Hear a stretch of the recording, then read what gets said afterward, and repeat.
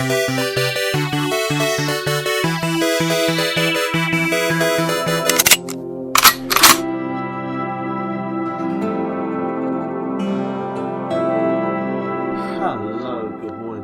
good evening, and as usual, everything else in between. Yes, it is me, it is Graham, Jedi Junkie, back again for another episode of JoypadAndMe podcast. I'm always joined by Gaz, aka Daft Chunk. Hello. And Connor, aka John. Hello. Hey. We're podcasting again so soon after the last one. I know. God, what's happening to us? It might be that we've got something to talk about. Well, we have, yes. For those that are listening, and I hope there's many of you, it's a slightly different podcast to what we usually do. We're going to skip over the what we've been playing section, because, well, we haven't been playing that much since the last episode. And as some of you may have noticed, Sony have come out with rather an interesting presentation past couple of days that we need to talk about a lot. So this episode is basically the post-PlayStation presentation Perusal episode. If you can say that when you've had a few drinks, you're doing well. Yeah, there's no way you're saying that at EGX. Hell no. Yeah, so we're doing that, and then at the end we'll talk a little bit about EGX, which will be in a few days' time when this episode comes out. But let's get on to the big news, shall we? Sony and PlayStation have unveiled 2 new consoles. Well, they've finally officially unveiled one, yes. and finally unveiled one that we didn't know what it looked like. So we're talking about the PlayStation 4 Slim and the PlayStation 4 Pro. Which, right, shall we just get down to the easy bit here? The PS4 Slim is going to be the new standard, apparently. So, sooner or later, all those lovely PS4s that we have nowadays will become obsolete, and if you want to buy a new one on the market, it'll be the Slim. Which is of the same standard. Standard fare for Sony. They've done it since the PS1. It doesn't change. They do that. Hardware becomes cheaper to manufacture. They can remove bits that they don't see as necessary, such as optical ports, and basically ship it out a bit cheaper. And it usually is a little less power intensive, which I believe this one is, and usually a lot quieter, because they tend to change the chipsets around slightly so that the heat distribution's a little better. But so there's no performance difference between the PS4 we have now and the Slim. The only difference that I've found from technical docs that I've been reading is that it will connect via 5 gigahertz Wi-Fi, which the old PS4 won't. So that'll be quite a big boost for people who have broadband that isn't 2 tin cans stretched between a piece of string. Yeah, I must admit that would be quite nice, but you know, it's nothing to make me want to jump and buy a new console with the same standard yet, I must admit. Even though mine does sound like a jet engine. It looks quite nice, doesn't it? I mean, it's somewhat It looks smaller. better than those images that were first kind of doing the rounds. You can tell they're professional. They won't be photographs, will they? They'll probably be renders of the actual hardware.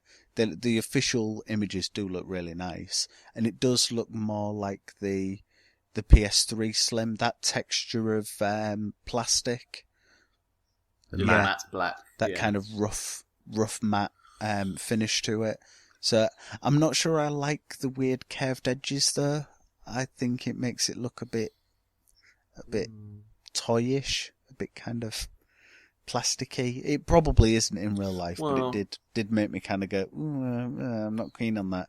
Doesn't look as bad as the new PS3 Slim, the later version, which had the slide, the slide caddy thing. That looked dreadful. Yeah, I got one of them. Not the best looking one, but it does come bundled in. Well, what comes bundled with it is the new updated DualShock 4 with the new little slit light graphic in the touchpad. Yeah, it's odd that was kind of a bit out of nowhere. I know that had kind of been revealed in the pictures, but yeah, a revision to a controller. That's unusual. We haven't had one of those in quite some time. And I'm curious if they've sorted out the crappy rubber on the nubs on the thumbsticks because They sorted that out quite early on because there was talk with it was the first batch or something with the launch ones that had that issue, and they did change it. mine wasn't a launch machine though. I think I got mine 3 months after. You still had issues? I think mine's the second. Oh, it was all to do with the code on the back. Right. Yeah, well, the first If batch. it starts with the 1 on the back, the serial code on the back of your DualShock, then it's going to disintegrate at some point. But if it's a 2 or a 3, supposedly you're all right. But the funny bit Yeah, is mine's nearly worn out. I can't read it. The writing's too small. It could be a 1 or a 9 for all I can see on there. Well, on my white one that came with it, it's a 1, but it hasn't fallen apart yet. But my anniversary controllers have got 3 at the front, so that should be all right. Oh well, I mean, overall, it's not. They've done what they usually do with that one. They bring out a slimmer version, make it look a bit nicer. I did think though, it doesn't look that much smaller, and when it was put up against the Pro, it didn't look that much smaller at all. I think the cost's right there. I think. Yeah, 250, 260 for the 500 gig, and we're saying 400 for the 1 terabyte. Yeah, I think that's right. Which both were released on the 15th of September, so as the middle of me editing. And they're already doing bundles for like $250 with a couple of games included, so you're getting pretty good prices. That's not bad, especially coming up towards the Christmas period. But see, now this is the issue now. So you've got $259.99 for the PS4 Slim. The Pro is $349, so £90 difference. What has the Pro got that's going to make you want to pay that extra? Or, on the other hand of it, playing devil's advocate, if you're already paying 260 quid for a console, why don't you throw the extra bit in and get the Pro model? Because the Pro isn't available yet. Yeah, but give or take a couple of weeks, well, a month or two. I mean, the Pro's launching on the 10th of November. That's not very late into the Christmas window, though. That seems quite late to be launching new hardware. I would hope and think that with Sony knowing how many PS4s they sold, that they would have enough stock to hit the need for this Pro coming out that. And have we got in between that? Have we got PSVR coming out? So within 3 months, you've got 3 pieces of Sony hardware coming out. They're all 4 weeks apart as well. That's just bizarre. Is it a marketing ploy to basically blanket cover the Christmas period with Sony? Quite possibly. Because if you're doing it 4 weeks in between, you're covering close to 2-3 months of pure Sony PlayStation on TV, on shelves, everything. So but they can have those new stickers stuck up everywhere. But my issue with that is that say someone's parents, a kid's been saying, I want a PS4. They go in, they buy the PS4 Slim in October, say, and then a month later they're going around the shops and they're like, what the hell's this PS4 Pro? Why the hell didn't I know about this? So you're going to end up with some very confused consumers just over the fact that you've got these 2 different SKUs knocking around at very, very close proximity. Yeah. You're going to end up with a lot of very angry little YouTubers that ask their mums for PS4s and they went and bought the Slim and not the Pro. Yeah, it's... So, we talked a bit about the Slim. Let's have a little chat about the Pro and what they've shown or they've talked about with it. So we had a presentation with Mark Cerny giving out the details. So Andrew House started it with the show, and then Cerny took over with the supposed details of what the Pro had or could do. Now, I take you both watched the show, haven't you? Yeah, I watched it live. Yeah. What did you think of Cerny's presentation? I wish there was someone who did impersonations of people within video games, like Dead Ringers type thing. Because Mark Cerny is the perfect person to impersonate because he's so distinct. He's got really gentle kind of manner about him, and the way that he speaks, it's almost kind of sleep-inducing. It's not that he's boring. Yes. He's got a very kind of relaxed and kind of calmed attitude, and this is how we developed it. And you're a bit like, put a bit of agency into it. Just kind of get us excited, because this really isn't exciting. This looks like the type of reveal you give to your shareholders in the back room, not to millions of people watching on a live stream. I'm not saying it felt like a dull PowerPoint presentation, but it was very heavy on the technical, so all about checkerboarding and how HDR works and how it enhances things. And it just was a bit like, okay, there's a lot of people watching here that aren't getting the effects that you're telling us. Very much so. I didn't like it, to be honest. The way he was talking, as you say, was very slow, very overly thought out, and too calm in some ways. It's the way Mark Cerny delivers a presentation. If you look at any of the other ones he's done, it is his temperament. He's very relaxed and very calm and very comfortable. When you're talking about something as specific as the graphics, the depth of quality that you need, and you can't show it that well on a screen. You need to have someone that can explain it so much better than he could. Unfortunately, it didn't feel like he put across just how mind-blowing these graphics are going to be, type thing. I think it's very, very difficult. I bet people in that room, because the way they talked about it, they said, we're turning the high dynamic range on and we're turning it off. And everyone at home, at least I, was sat there Couldn't going... see much difference. Nope, I see no difference. Yeah. But I'm watching it at maximum, it would be a 720 stream.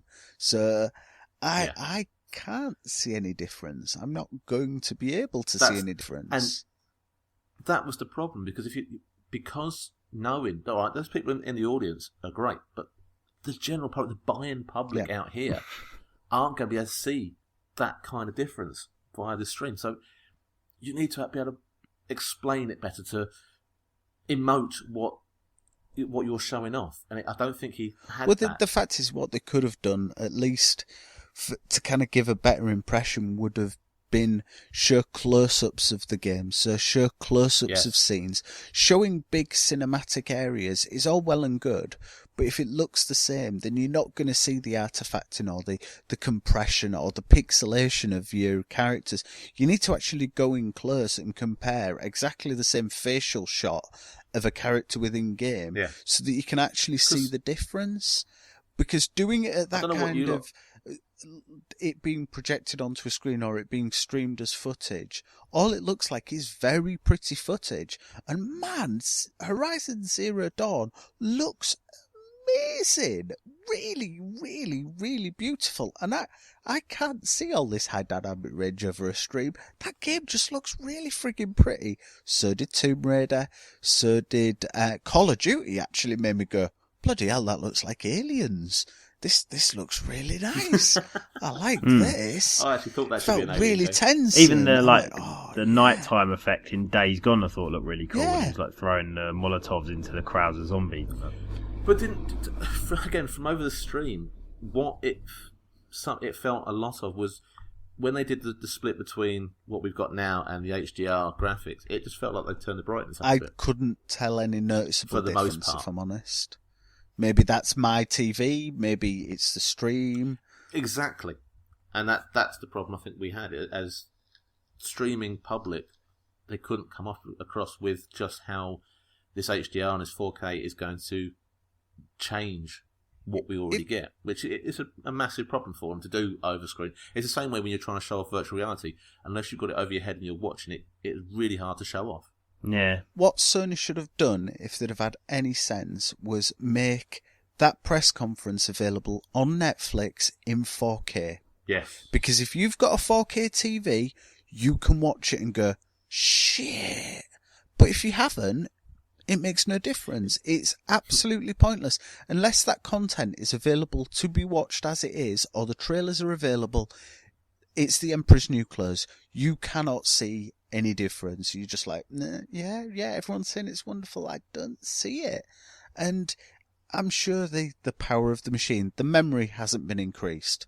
So it's still 8 gig of 5 GDR RAM. Before we jump so into that's that, the same. Before we jump into the specifics, because that's one of the issues we had with this is Mark was talking about how this has been boosted, that's been upped, and this.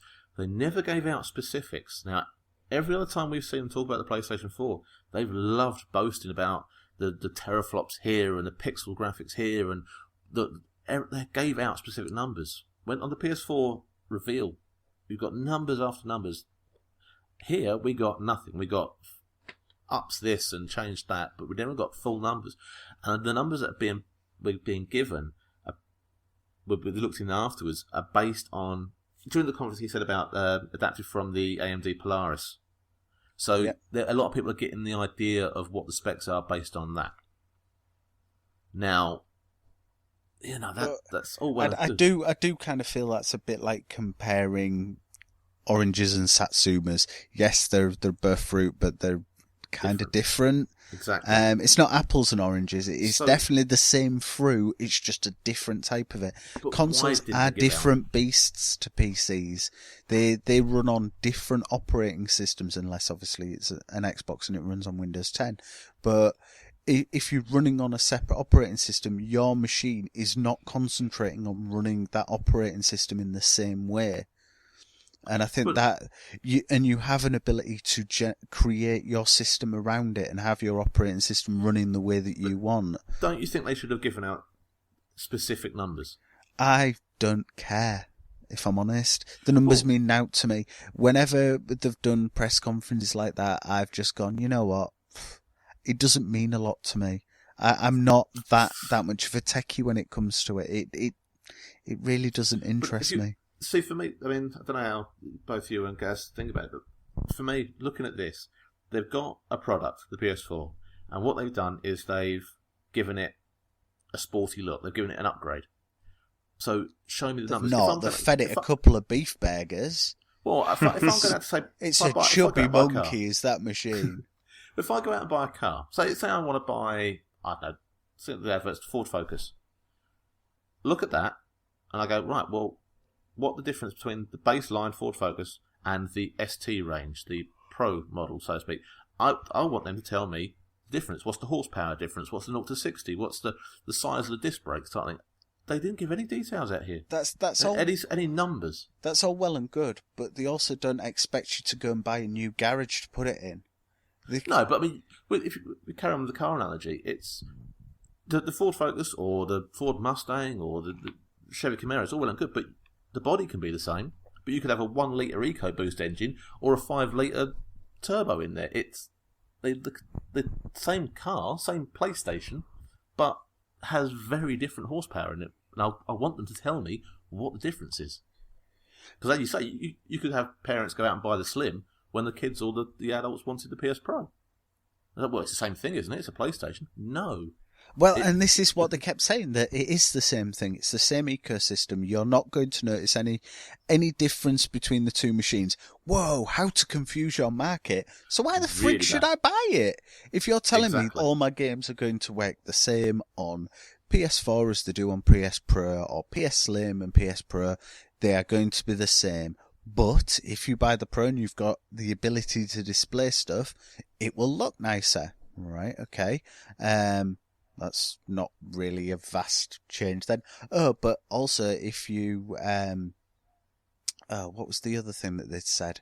There's something else that I'm just like, well, if you've only got a standard def TV, it's going to make them look a bit nicer. So so is that going to be better than the PS4 then? Oh no, because they're going to be the same. Right, I'm confused now. So is it going to be better or isn't it going to be better? Because I thought they were all supposed to be the same game.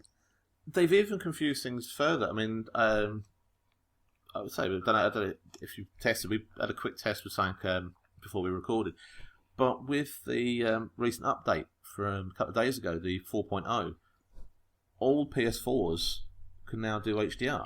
That was a genuine surprise for me. But it did, yeah, it was a surprise. But haven't they muddied the waters even further now? Because your original console can show things better. So, how much better is the better console to show? 4 times better. Just had upgraded. That's in theory what 4K is. But Yeah, but they've got to show that and bring it over to the general public, and I don't think they did a great job of doing it on a stream where you couldn't get 4K over to the person. I agree. Watching. I do feel it's a bit of a kind of try it, you might like it. Here's a free sample of what the Pro can do. If you've just dropped $1,000 on a nice big 4K telly with HDR, this is what your normal PS4 looks like in HDR. And they showed off a lot of games, and a lot of games that would work very, very well for it. I can't knock them with their choices. I think the games that they showed had really, really good aspects that will allow HDR to shine, if you pardon the pun. So like Days Gone, like the fire effects in that, I can imagine that's very, very good, because the HD TVs are lovely and Blu-ray is lovely, but it's still not at the point where blacks look like inky blacks, where they've got that kind of, not texture to them, but that depth, that layer of black within them. A lot of TVs don't cope very well with that. A lot of TVs don't cope very well with very sudden changes in brightness, because most are LED TVs and they're edge lit. So the light is all fired from the edges into the centre of the screen. So if you get a sudden blast, it's got to fire those lights up quickly to kind of give you contrast and things. And a lot of most TVs people will have will be at least 720. Most now at standard will be 1080. But it all varies on the kind of displays that you've got to be able to actually see this, and they need to be able to respond quickly to those changes. And it's all going to be down to, is your telly going to be able to show it? Yeah, well, that's the trouble. And even some people have bought 4K TVs, it's not going to work. But it would just nip back with trying to change the analogies for this, the power upgrades I didn't give. I mean, if I went to you guys, so next week when we're at EGX, if I put down 2 shots of vodka next to you and go, one standard power, one standard strength, and you'll get a good buzz out of it. One is twice the power, you'll get a damn good buzz out of it. Which one would you want? I'll probably do both of them, to be honest. That's a very good point. Actually, you're gonna go for the strong one, aren't you? Well, yeah, but how much? If I don't tell you how much stronger it is, are you going to be that interested? It might be twice as strong, might be 3 times stronger, it might just be pure ethanol. It's going to make you blind. Foster's in it or something. Yeah. Is that what it is? HDR makes you blind. 4K. Which, given my eyesight is failing as I'm getting older, maybe 4K is just going to look as good as HD does now for me. So it looks a lot better, does it? Really? Oh, I think I need glasses. If it looks okay, take a couple of shots. Oh, look, it looks great. Well, hey. I don't know. I wish they had done. Now, we could discuss the whole showing it off and not having the best way of doing it for the rest of the show, but I feel like Mark was given almost an impossible job to show off in detail something that you couldn't show off in detail. It felt like he was speaking kind of to developers. It was almost like a plea of, look, we've done this now. Will you please support us and patch your old games so that they look nice? And that, this is something we'd said before we recorded about HDR. If you're going to add HDR to your PS4s, then what you need to have is at least 1, maybe 2 games that will work with HDR, because you've now added that patch. Yeah. Where the hell is the content? There is no content. Why add functionality if you cannot use it? It's utterly pointless. This is something we tried earlier, wasn't it? Because I've got a 4K TV. I've linked the PlayStation to it. And, well, I would like to see what it can do, to be fair. Yeah. Put the PlayStation to it, done the update, so it's running HDR, got it all working, and, well, I couldn't tell diddly squat difference because there's no HDR content to try yet. And that just seems really bizarre. It's like we'd said, they showed off Infamous First Light. Why the hell is that patch not available day one? Because it should be. Because if you're going to launch this functionality, give people an opportunity to see what it's like. Build a bit of buzz for it so that when the Pro is out, people go, well, I've been playing First Light in HDR and it's fantastic. I'd love to see what this looks like. I'd love to see what Last of Us looks like in... I think that's the problem. I think what you're saying there is when the PS4 Pro comes out, I think if they had too much content or any content on the store now, or any updates, then people would be quite happy with their old PS4s and go, well, you know, why do I want to pay 350 quid more if I'm getting better graphics already? I think if you don't put it out, release it all day one, and you'll have a much larger proportion of the market will have put their pre-orders in or be ready to buy on day one. And so the upgrade of graphics will look better when they get the new console home rather than comparing to their old one. For me, it feels like a step iteration. It feels a bit like PC gaming. It's that, oh, there's a new graphics card out. Yeah, but I only bought my last one 18 months ago. Yeah, but this one's better. Yeah. Oh, right, okay. I suppose I better buy that one then. What's vastly different with it? Well, it'll now give you 3 options for how it displays your picture. What? The whole point of my console is I plug it in, it displays to my TV as best as it possibly can. Why are you giving me options? I don't want them. Do you want it at a locked 30 fake 4K? Oh, yeah, that's fine. Or do you want it at a floating possibly 60 at 4K? Or do you just want it at 1080p running at 60? I hate to be the one that gives out the obvious argument with this as well. But as a retro gamer, a game can be a good game without the need for stunningly beautiful graphics. I mean, we've all played the likes of Mario on the NES and things like that. That wasn't 1080p, that wasn't 4K, that wasn't HDR graphics, and it was a damn good game. So you can make a game look as pretty as you like, but if the game's crap, it's crap. It's just, you can't polish its head, but you can roll it in glitter. Yeah. I just... There's so much... This PS4.5, because that's what it is. It's an update without giving it a new number. It's focusing too much on these graphics, but you look at... I mean, we're slating games left, right and centre. I mean, look at poor old No Man's Sky, what the public thought of that. But, I mean, the gameplay people were ripping into, whether you thought it was a good game or not, a good game is a good game. I know that Sony can't do everything with third-party console games and all that, but focusing so much on graphics when that's only a little bit of what makes a good game, and trying to make the public pay that much more for a percentage increase or a little. For some games, it'll make some games look. It's very much a way for them to sell tele hardware and amps. It's very much a way for them to sell their own product. Yeah. And but this kind of ties in with the fact that there's an emission from it, which was quite a big shock, and certainly not something they mentioned in the presser. It was mentioned by its emission, by it not being included. The fact that there's no Ultra HD drive in it. It doesn't play 4K Blu-rays. What? Which is, I think that's a stupid thing. You're calling the console the Pro. When you think of something Pro, you think of the best it could possibly be. So I want it to do everything it possibly can do.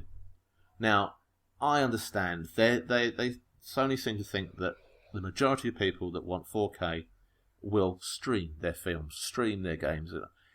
Yeah, that's all right for some, but I won't be doing that all the time. I like to have a collection of Blu-rays. I like to have... I do as well. So, to not have that opportunity, I'm actually less likely to go and spend full price on a Blu-ray in the store, because the stupid price sometimes for what they are. It really is a bit of an own goal, because it makes the Xbox One, if you like collecting solid media, it makes the Xbox One a far tastier option. It's cheaper. The Slim has the HDR drive in it. HDR, Ultra HD Blu-ray drive in it. So why would you rush and get a 4K PS4 for a bit of an increase if you're mainly into watching films? And 4K Blu-rays are quite expensive as a device. It seems a bit weird. It feels like Sony have ignited a format war again. Yeah. But on the other hand, you could say shrewd business sense there, certainly. Because for many years, and over many podcasts, I've argued about the fact that Sony have multiple arms to their business. They have a hardware company section that make TVs and amplifiers and headphones and cameras and video cameras. And they have a software side that makes video games. They have a music arm which releases albums, and they're doing a lot with ultra HD audio. And then you've got the videos, the movie part, which is their own movie production house. Yeah. All of those sections should have worked together, and this does feel like they're finally thinking, you know what, we can get them all into the same thing, we can get them in the same box, and we can get people to actually use this video store we've got on and sell them the 4K movies. Let's save us £100 per unit, because that's probably what it would cost them to put the Ultra HD Blu-ray in it. If we sell this for £100 cheaper, we're probably going to get more people buying it, and we can double dip because we can get people to buy our content. But that's distributing. I mean, Gaz, what would you be like? Would you stream your content, or would you buy physical? What's your? Well, I own quite a fair amount of Blu-rays, to be honest, and I stream quite a bit of stuff like TV and things, but I like to sort of own my movies. I buy most of my games physical. Yeah. I mean, did this will still play Blu-ray disc? This is not the 4K. Yeah. To be honest, I don't want to sell all my Blu-rays and buy 4K Blu-rays just like I did with all my DVDs. So yeah. Been there, done that. So it doesn't really bother me. I've done it from VHS to DVD to Blu-ray. So. Yeah, that's it. But this is my argument with this, and it's one that we've done back in the PS3 days. Launched PS3 came with all the USB ports, came with, you could put Linux on it, you had SD card slots, all that.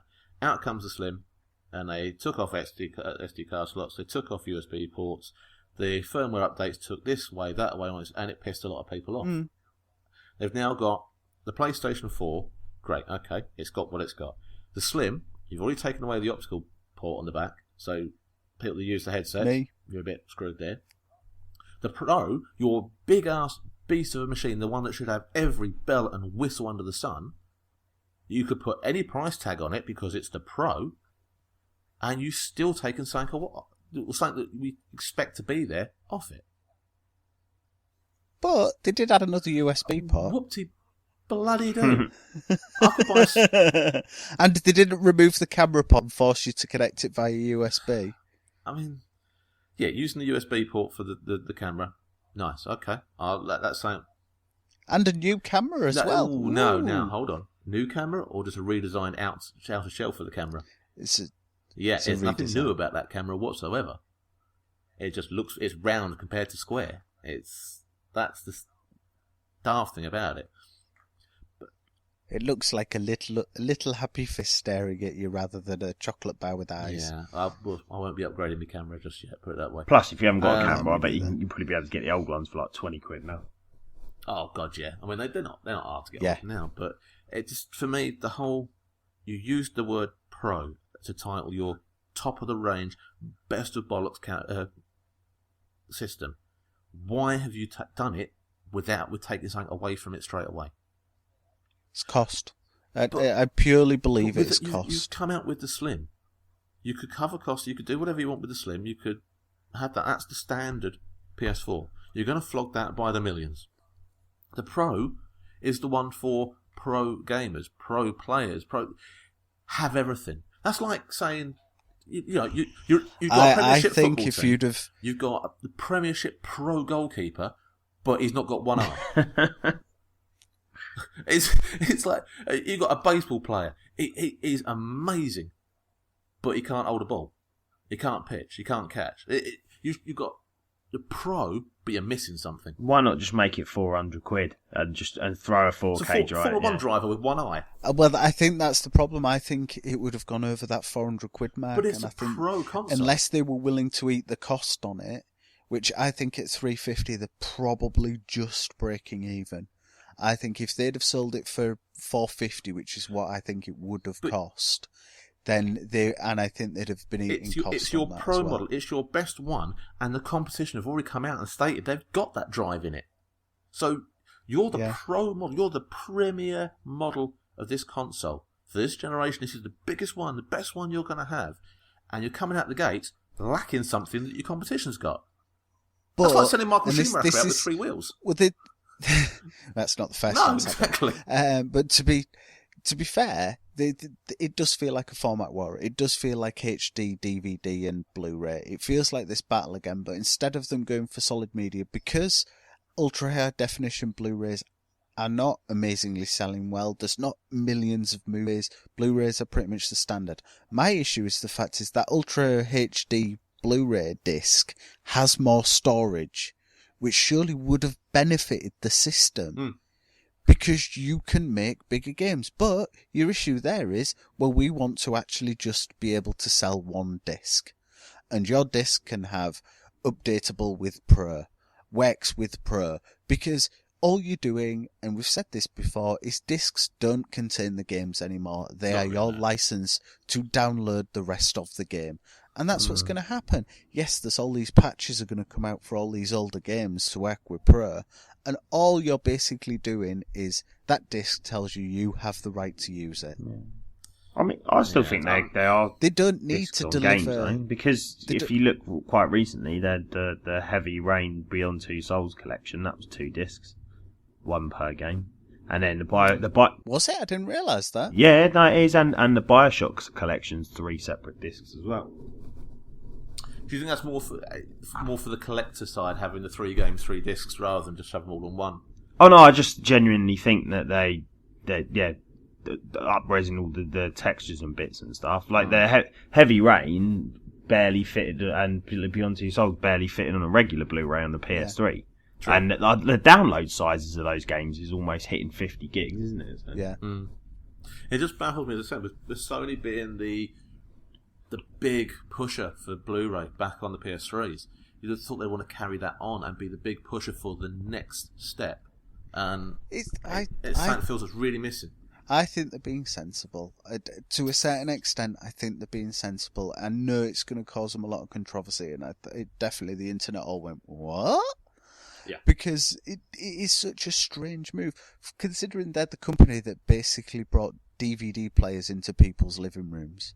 Yes, the PS2. Because the PS2 was a cheap but really, really good Blu-ray player.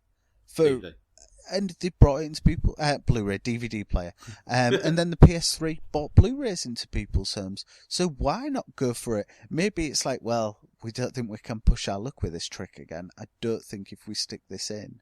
But then you've got the issue of, if they are going to do it, if they are going to release a $450 price model that comes with the Blu-ray drive, they can't call it the PlayStation 4 Pro Plus, because that copyright name's gone. So they've shot themselves in the foot there. So what would you call it? Ultra HD Pro? What?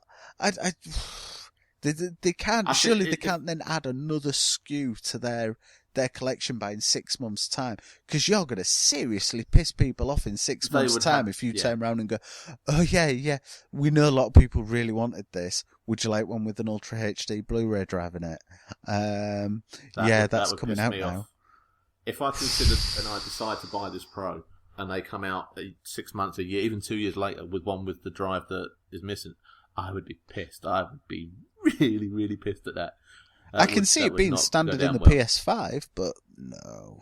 Bloody well better be. Well, I don't think it needs to be. As we said, I don't think it needs to be. It's a delivery method. It just basically says you've got access to this game. The amount of games that... Look at Destiny. How much of Destiny is actually on that disc now? And how much do you actually download? True, but as you said, the PS2 was the big proponent of the DVD. Yep. The PS3, big proponent of Blu-ray. So the PS4... Where's your big party piece? 4K. 4K gaming. Yeah. But you should have just put the drive in, bumped the price up, and just called it the PS4K. Don't even use the frigging pro name. It would have been so much easier. I would be more willing to pay more with it in. If it's got every bell and whistle, I'm more likely to hand over the cash. At the moment, it's the first PlayStation console, right, barring the Super Slim, I suppose, that is holding me off saying, well, I'm definitely not putting that down day one, and I'll hold off a while. So I'll tell you one thing that's pissed me off. It probably won't piss off almost anyone else, but it'll piss me off, is the cable, the power cable at the back. It's a kettle plug, isn't it? It's back to the PS3 kettle plug days. Fucking annoying buggering cable. I mean, I'd say for me, I have a habit of taking my PlayStation out and about with us. So I have cables all over the shop. If I get this, I had a cable ready downstairs for it, a cable in the games room. I have one in the bag for if I go elsewhere, and it's a simple case of plug and play. It can fit anywhere in any room. It will go in. Now, all these bastard annoying fucking bulky cables that nothing else attaches to. I could pull out my DVD player and plug in the PS4. Same in any room. Now, with the PS Pro, that isn't going to happen. It's not going to piss hardly anyone off. It's a minor thing, but it annoys me. They dumped it off on the PS3 because no one wanted it. The PS2 was fine. The PS1 was fine. The PS4 was fine. Why are you changing it again? Why go back to it? It's that kind of little shit that bugs me. You've done that. You've got rid of the drive. You didn't bother putting the drive in that we all want, and you put this stupid plug fucking thing that So it's one of those stupid all things. Of PlayStation's new products look like licorice all sorts. I think Mark Cerny is addicted to licorice all sorts. I think that's where his design comes from. Because I said when the PS4 was first shown, it looked like someone had tread on a licorice all sort. It looks like it slipped slightly and it's slightly off angle. You look at the new Slim, yes, that looks like a standard licorice all sort. It's curved around the edges, yeah, it looks like a licorice all sort. You look at the Pro, yeah, it's a triple stack licorice all sort. Oh, brilliant. Wait until they do the white version. I Put the black bits in the middle and the white bits on the outside. I quite like the look of the Pro, though, to be fair. In as much as I like the original. I'm so tempted if I do get one, I'm going to get a skim for it. I'm going to turn it into a licorice all sort. That would be quite fun. Get a little Bertie Bassett head and a cane and stick it on it. For me, I don't know how. I mean, we'll go around the table and find out what you'll think. For me, the price doesn't make me want to jump and buy it straight away. The look of it looks nice enough. Not enough for me to go, oh, wow, I must have it in my collection day one. The specs of it, yeah. We don't know. Well, they're better than what we have now, but as Colin mentioned in the press conference, it'll make it look a bit prettier. It'll make it run a little bit faster, but what you've got now, it'll work just fine. If it was good for you yesterday, not going to make much difference. If it's not going to make much difference, why am I throwing 350 quid onto it? I think it serves a purpose because you're getting to the point where PS4s will be starting to die, as we've discussed about fans getting too bloody hot. Yeah. But you can clean your machines out, but most people aren't confident enough with opening their machines up and giving it a good hoover out and blowing the dust out of the damn thing. So they will die, they will overheat at some point. Yeah. I'm hoping not too soon for me. But then that sticks me in a quandary of, do I buy a Ultra HD TV? I think, when did I buy my last TV? 4 years ago? So I may be due for an upgrade, but it works. It's not the most amazing telly on the planet, and I would like a better one. But I'm not dropping between 900 and £2,000 on a new telly. Yeah, but if my PS4 died, would I go for a Slim? No. Because I use the optical out on my PS4. So I need an optical out because that's how I power my headphones. That's the silly thing about it is, I would go for it. $350. That's actually within a price range I would be able to afford and buy. But would you? If I was to replace it, I would go for that. Yes. But if you're saying if your options were to go for the PS Slim, but you don't want to do that because no optical, why not look for the original PlayStation 4? Because it'll have what you want and it'll be dirt fucking cheap compared to what's coming out now. Because if we're saying 6 months down the line, potentially you won't be able to buy an old PS4 fat. They'll be gone. You at least new, factory new, 1 year manufacturer's warranty on it. You won't be able to buy one because it's happened with all the other consoles. They disappear. Yes, you'd be able to buy one. You'd be able to buy. Yeah, if I'd have had one of those 20th anniversary ones, yeah, I'd have had one of those stashed. Yeah, I'll add one. In case of emergency, break glass type thing. But yeah, I would buy it as an alternative, as an upgrade, as an iteration. I love my PS3 Slim. Yeah. I was gutted because my PS3 Fat died and I lost a lot of game saves. There is one really nice feature, and it's been enabled in 4.0 in the latest firmware, which basically means that if you buy a Pro, you can hook your PS4 up to your Pro via an Ethernet cable and basically copy your entire system over via that Ethernet cable to the Pro. So all your game saves, everything that is on your machine goes over, so all your licenses and everything, so you don't need to re-download anything. For someone like me with shit internet, the last thing I want to do is buy a new machine and then have to download a terabyte's worth of information via my poo internet. Yeah, that would so take a while.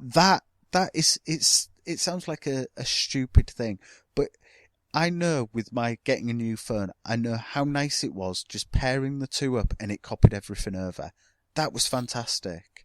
That saved me so much time and so much hassle. And that's something that I think is a really, really clever feature. Yeah, you could do it with a PS3. You could only do it, I think, with the Slim, and then when the new Slims came out, I think that's when that option was enabled, and you needed a very specific LAN cable. You needed a very certain type of one to be able to do it. But that functionality was there. But in order to say, yes, we've got this day one functionality, that's good. That there are people that will buy this new hardware day one because it's new.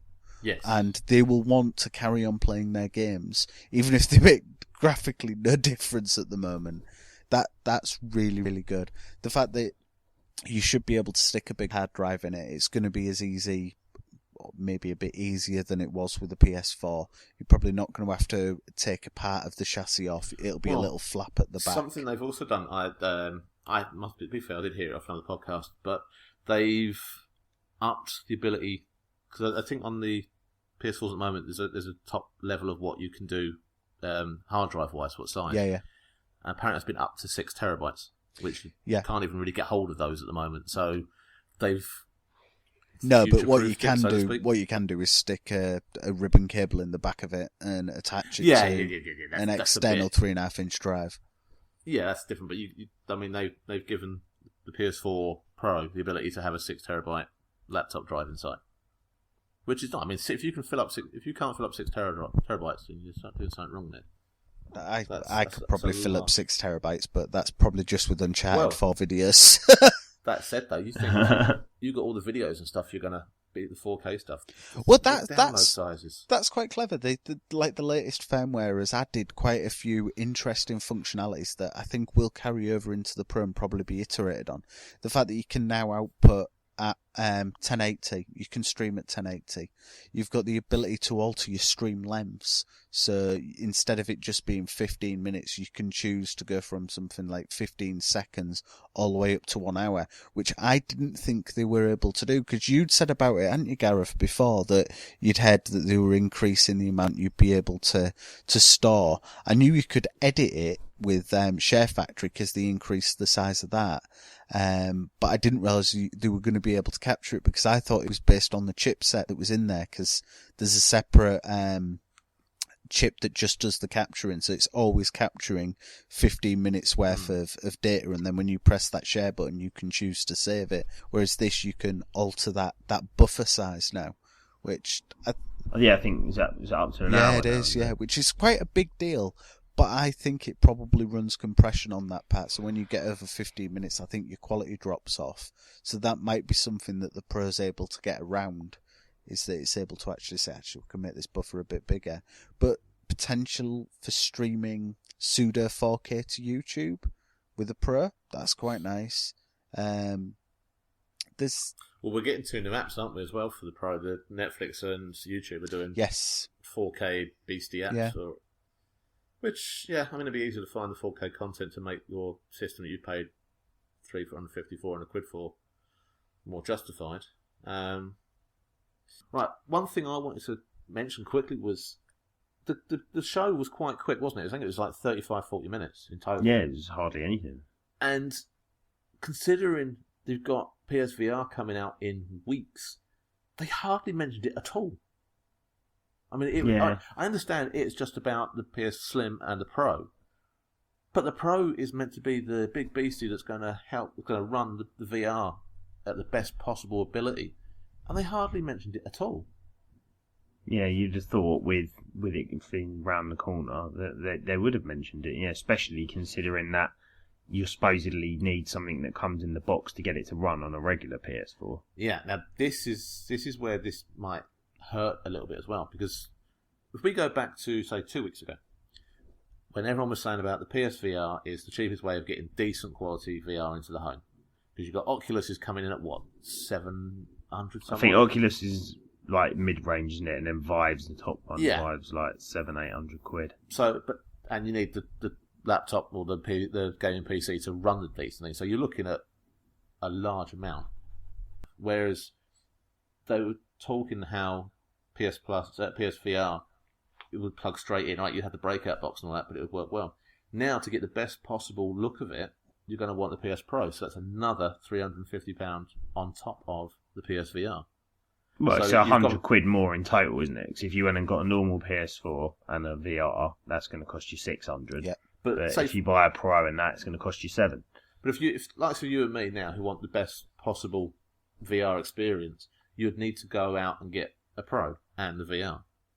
But the fact is, it's not Right, you're going to looking make a at vast 700. amount of difference because the display in the headset is exactly the same.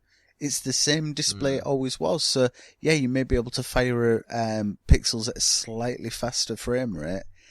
It's not going to make that screen door effect any less. Obviously, I've not played PSVR. I don't know how bad the screen door effect is. But I have played with Oculus now, and I know how noticeable those pixels are. Those LEDs you can see. And it's not going to make a vast amount of difference for that. And it's going to be slightly better lighting, slightly better shadows, a bit more texture mapping. Well, I've held off from ordering PSVR. Wow. Partially because, well, yeah, exactly. I was up for it when they first announced it. I was really sort of interested in it, really up for it. The more it's gone on, I'm already somewhat feeling burnt out with VR. I haven't even got hold of a console, a headset in the house. I've tried Oculus a couple of times, really like it, but I'm not going to be one that's going to sit there every time with the headset on. It's something I'd use once in a while. So justifying the price is tricky. And I must admit, at the moment, with everything else coming out of the house, the bank account's taking a bit of a battering as it is. Coming out the same month or near enough as EGX, it's going to hurt. Yeah. That bar bill's going to kick in. So I've held off with the PSVR, more so as well, to find out just how good and how much is going to support it, because we've bought Vitas, we've bought PS TVs and stuff like that, and they haven't been supported that well since. What about Move controllers? Which finally Well, we're going to there you get to go. use our Move controllers that have been collecting dust for, 4 years? 5 years? Well, there The you go. batteries still work. So I'm holding off on the VR, and I'm going to hold off on the Pro, because I don't need it yet. As and when I need to swap out my normal PS4, my launch day one, there's no point me going for a Slim. Not really. I might as well, especially as I use the optical every now and again, I might as well just go for the big beastie. But there's not enough in it now that makes me want to throw 350 quid at it day one, which is a shame, because it's the first PlayStation I've not got launch day since, well, I suppose, right, if you're taking the Super Slim as well, I didn't get that, but probably since the PS2. So it's a bit annoying for that one. Now, we had a poll go round on Twitter to see what people would think about it since the announcement. I'll read out the results, and I'll go around you two and see what your thoughts are on what you would do. So the Twitter poll was three answers. How do you feel about the PlayStation 4 Pro? Question 1 was can't wait. Answer 2 was no need for it, and answer 3 was on the fence.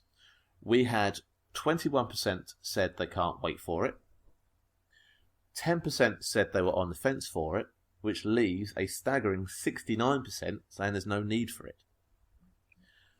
Now, it's a smallish portion of the market, but if you scaled that up to everyone else, that's a large amount of people that aren't interested in the PS4 Pro at the moment. Gaz, how do you feel? Are you interested? Are you looking for the funds to pay for a Pro this year?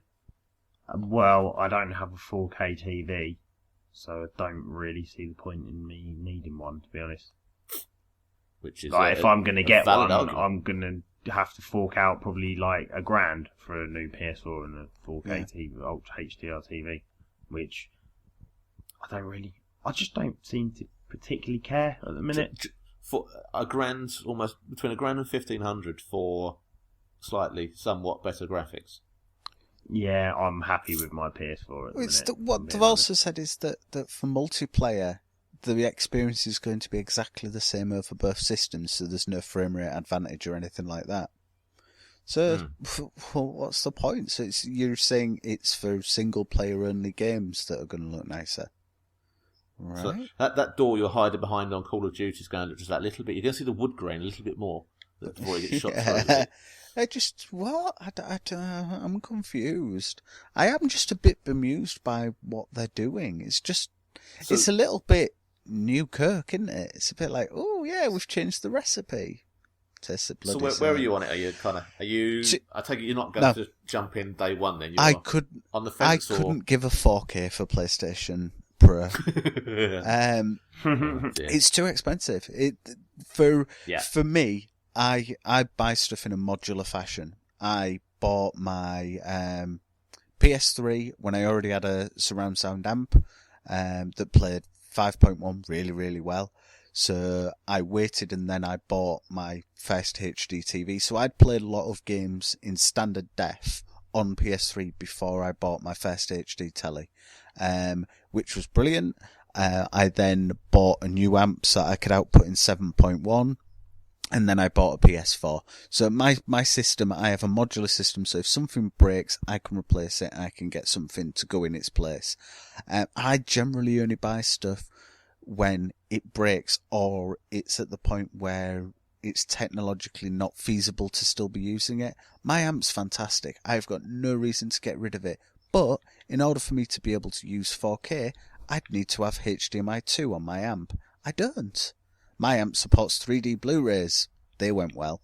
I don't know. I think there's some. Yeah, they're all right, but there's not really many games, and that's why I bought my telly, was to play 3D games, and there are some, but there's not many.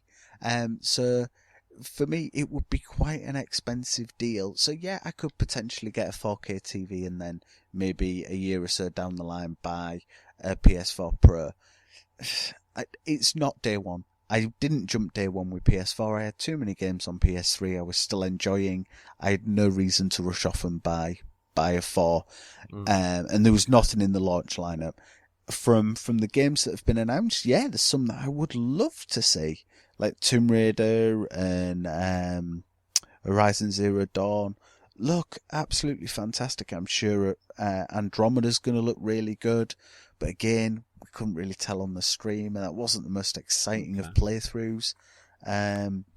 So there's not really anything that's going, yes, I must buy this. I must go and drop $1.50 potentially on replacing all of my system. I would be for the chopping block if I did that. And what's the bloody point in buying a massive 4K TV if you're going to spend most of your time staring at a screen strapped to your face? There is that. I don't get it. I'm just confused as to what's going on. PSVR, yeah, you're gonna sit with your head in a telly, or you could have a really big telly that's not really going to display anything differently because there's not really going to be any content for it. Oh, I don't get it. It's too confusing. This is why I don't like PC gaming, because it requires weird iteral updates of, oh no, you've got to buy a new monitor now, and oh, you need a new hard drive, and oh, you need a new sound card. Oh, bugger off. So I think we need to stop before Connor loses his mind now. I think you can almost see the stress wrinkles coming out. I'm going grey, I can feel it. I mean, as I said, for me, I'm on the fence. I'm not going to rush into anything. I've got a 3D TV. I've now got a 4K. I bought PS3, being able to do 3D. Great, tried a few. Really nice. Okay, wasn't a huge bonus for me. The 4, yeah, it can now do 4K. I'm not going to rush in and get the Pro console just so I can have slightly better. They haven't shown me enough, haven't wowed me enough to make me spend that kind of money. So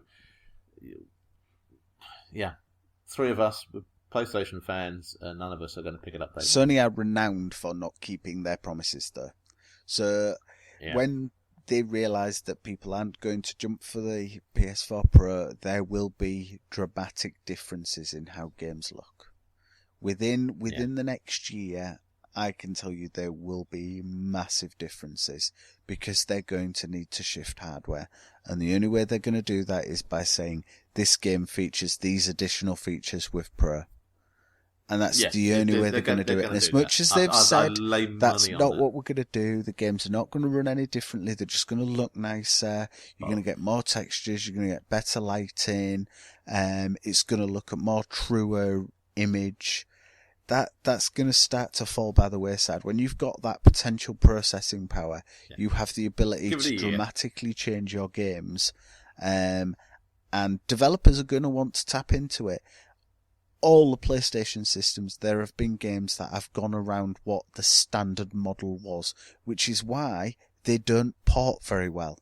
Which is why you'll never see certain PlayStation 1 games playing on a Vita, because they were developed outside of the parameters of the chipset. It's why when they opened up because the PSP, they did like a power boost to it, so it opened the chip up so it produced more power. They will end up doing that with this, and you will get games that will not run as well on the standard 4. They will be designed to run on Pro, and they will be gimped to run on the 4. Yeah. Guarantee it. Okay. What we'll do now, I think we've talked PlayStation 4 Slim and Pro to death on this episode. What I will do is we're going to have a little speed run now, because we also had Tokyo Game Show, which Connor's taken a look at, so I'm going to give Connor 5 minutes, because I'm editing this thing afterwards. I'm going to give you 5 minutes to go through what you saw at TGS. The most bonkers rap video intro sizzle reel I have ever seen. Japanese rap video with lots of random games in. It's very Japanese centric. The stream I watched was on YouTube.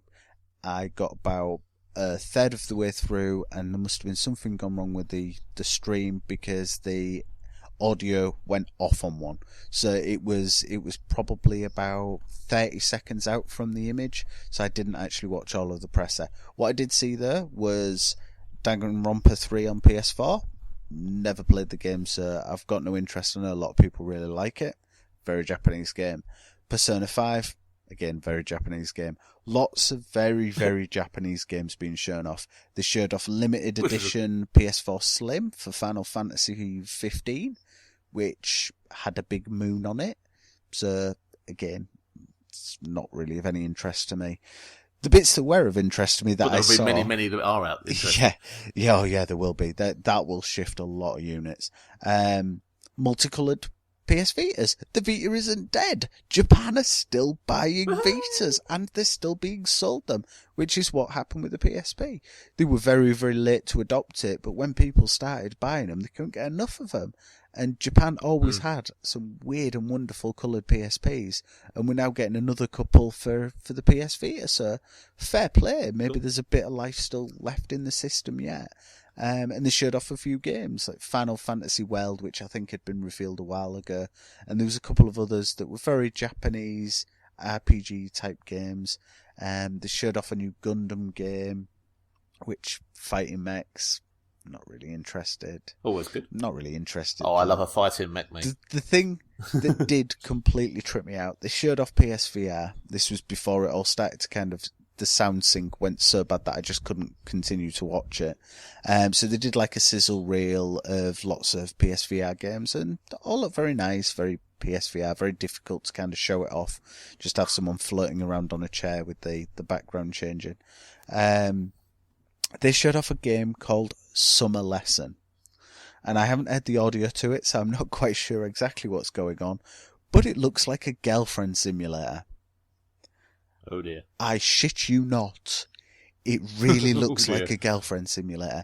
Basically, you look like you're perched on the edge of this girl's bed in her room, and she's kind of talking to her about her life and putting her makeup on, and I was like, what the holy fuck is this? I don't get it. And I'm sure that's going to sell very, very well in Japan. You can buy pillow girlfriends. This is a virtual one. This is going to sell well, and I don't even want to think what potential adaptations people are going to make to their Move controllers. Oh, God. That rumble function, jeez. Dude. And they also, which I didn't see, but I'd seen someone mention about it, PSVR Anywhere, which is going to be a social app, and it's going to link in with Sony Music. So I don't know if that's going to be like Twitter for VR. Don't quite know how that's going to work. And that's kind of all I got up to. I think from what I've read, Kojima popped up on stage to say, look, we've found the game engine we're going to use, and that was about it, and said, oh yeah, it's going to have multiplayer in it. And that's about it. I don't think he showed anything more off. I think he needs to piss off and do some work. Go and make your game. Come back when it's finished. Stop popping up at every conference to say, I'm still here. Yeah, we know you're still here. I hope you're not getting an appearance fee for each time you pop up. Go off and do your job. Otherwise, it's going to be like The Last Guardian, which, just before Tokyo Game Show, has been announced as being delayed. Oh my God. Are you shocked? Are you surprised? It's only a short delay. They're waiting to upgrade it for PS Pro. That's what it is. They're going to maximise the PS2 quality graphics for PS Pro. Yeah. And that's me done. I'm done. I'm spent. Nice one. I'm sure you are. And last couple of things I want to mention before we finally wrap up is with this podcast coming out as soon as possible, the same week will be EGX, starting Thursday the 22nd of September, back in Birmingham again this year. So we're going to see lots of lovely games, and no doubt many, many PlayStation consoles, along with the Xbox Slim, and I don't know, maybe you think we'll see a little bit of Scorpio? No. Or we're going to keep that well under wraps? No Scorpio. You'll see high-end PC stuff that will probably give you a good indication of what Scorpio's going to look like, but no. Well, Gaz and myself will be down there to see what we can see. I wouldn't mind getting a look at Horizon Zero Dawn. Yes. That's one that is going to interest me. I've got no interest in queuing up for 4 hours to play Call of Duty. Not happening. Are you going to be getting the Snoculus Rift, or whatever it's called? I kind of want to try that, but I really don't. Well, given the fact that game's just been announced as being delayed into next year, it might be your only chance of playing it this year. So Stick of Truth isn't coming out this year now. It's been delayed into beginning of next by Q1 2017. Well, so I think it'd be March next year. We will see. The other one I really want to look at is Ghost Recon Wildlands. Yes. I really want to get my hands on that, I must admit. And Mass Effect Andromeda, if they'll have anything there playable at all. Now playable, there'll be videos showing stuff off. I think there'll probably be quite a few monitors hooked up showing off PS4 Pro. If Sony have got any sense, they've said it's going to be the first place it's playable. They will have lots and lots of displays. They probably won't have many machines hooked up, but I think they will have lots and lots of sizzle reels. What I do hope is they actually have more accessibility for PSVR other than last year, because I only know one person who actually got to play PSVR, and he said it was a farce. Just they treat you like cattle. You kind of sat in a waiting pen. You had to book your slots like 2 years in advance, and you only got a choice of a couple of things to try. And they need to do something about that. But make sure you take wet wipes with you and some eye drops, because you're probably going to need them afterwards. What about you? Last year, I got the email. I got the email to book in for PSVR after all the slots had already gone. So. Yeah, you and me both. We both tried that, didn't we? We both got. They need to do something. Is there anything you're looking at watching there, Gaz? Anything you're trying to? I wouldn't mind having a go on the PSVR. I think it'd be quite cool. I've had it go on an Oculus, so it'd be nice to sort of see one in action. Yeah. But I'll be honest, there isn't really a lot that sort of grabbed me. I wouldn't mind. I really want to try the Resident Evil 7 demo in PSVR. I think that'd be I really just want to try some janky horror game in VR. I'm some of the experience like Batman and what's the other one? Tomb Raider one. I won't mind seeing if they show some of those experiences off, or the TIE Fighter one.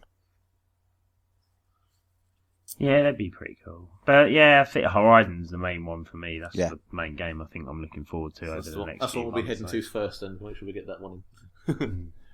So yeah, Gaz and me are definitely down there on the Friday. Whether or not we survive or make it to Saturday is a whole different matter. But we're definitely there for Friday. So if you're heading down, you're around, let us know, and we'll see if we can catch up. Because you'll definitely find me and Gaz in the bar at the end of the day. Oh, yeah. Yeah, too right. That'd be Friday. So EGX Thursday to run until Sunday in Birmingham, NEC. Looking forward to it. Right, last thing I want to mention before we wrap up is the eagle-eyed viewers and listeners to this show will notice that this is episode 90. That means 10 till 100. Hit that milestone finally.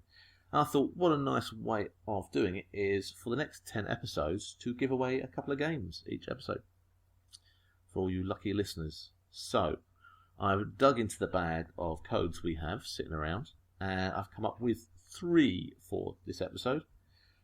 Firstly, we have Oddworld New and Tasty on Steam, and the code for that, if you're quick enough, is MP2KF 5C46K 2EDPP.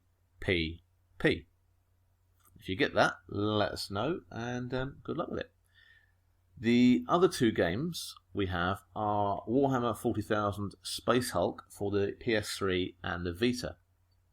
If you want it for the PS3 and you're fast enough, it is CH42 44N3 DEHA, and the Vita version is 89T9 A7N8 8363. So good luck, and again, if you get hold of them, let us know. And that doesn't mean that Gaz and Connor can suddenly jump in and Can I just ask what region are those for? Are they EU codes? Those are EU regions for the Space Hulk for the 3 and the Vita, yep. So EUs, we have got a couple of US codes coming up in the next 10 weeks, or 10 episodes, shall I say, because 10 weeks. But yeah, so every episode from now until 100, we'll give away a couple of games. So keep listening and keep your fingers at the ready. And with that, any last final thoughts before we hang up and give up for the day? I would like to do a shout out if possible. Ooh. I would like to thank Lapse Gamer Radio for inviting me on their podcast. My God, do they have a bleeper button for you? I was well behaved. I represented us very very well. Don't believe and someone did good editing, so I didn't sound like I waffled like I usually do, which is a shock. So people who are used to hearing me ramble on and on and on and on and on, it was cut down. It was still some rambling, but I had a good chat about games I've been playing and a little bit about what was in the news and things. So yeah, it was very, very kind of them to ask me on. It was Stuart and Kev who invited me on to Lapse Gamer Radio, and it was really nice. It was very kind of them to invite me. So hello guys, thanks for inviting me on, and maybe they'll have me again some other point. But yeah, it was really good. So I need to apologise for your potty mouth innuendos and everything else. Yeah, it's all your fault. Okay. Hey, I did really well in the last one. There wasn't even a single Italian suppository. Oh, right. Okay. With that, I think we need to wrap up before Connor gets going. So our next episode will be our post E3 EGX roundup hangover show. We may even record something while we're there. Ooh. If I can remember where the record button is. Oh my God, it's going to be the drunken podcast. Are we going to? Have we decided if we're going to do a drunken 100?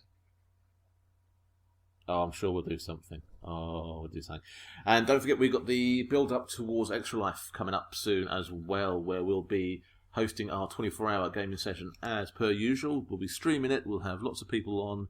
There'll be podcasts and craziness galore. More details about that next episode as well.